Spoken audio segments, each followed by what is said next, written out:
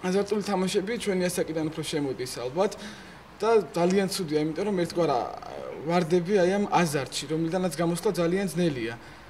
ძალიან დიდი უბედურება ჩვენი ქვეყნისთვის, ჩვენი ერისთვის.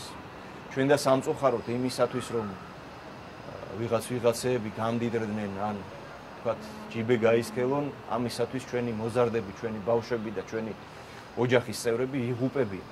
ჩემი აზრით, უნდა გაანალიზო ადამიანმა ის, უნდა დაუჯეროს სხვას, როდესაც გეუბნება, რომ ეს არის ცუდი საქციელი. მოუწოდები ყველას, რომ აზარტული თამაშები მხოლოდ ღუპავს და იქ შესული მოგებული ვერასდროს ვერ გამოვა.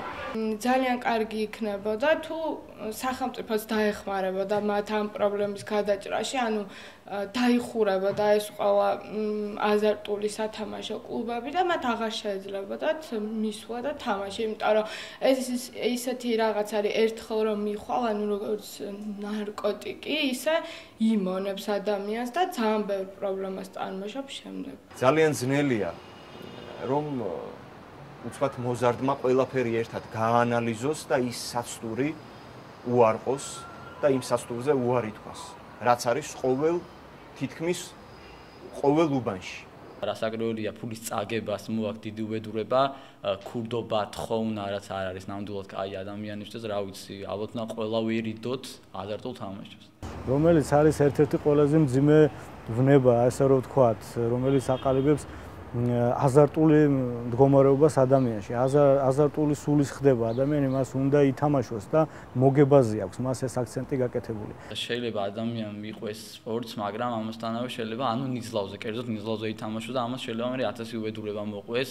და აზარტული თამაშები არის უამრავი ადამიანი ჩემს ირგვლივ დაკავებული. ადამიანს ღუპავს ეს.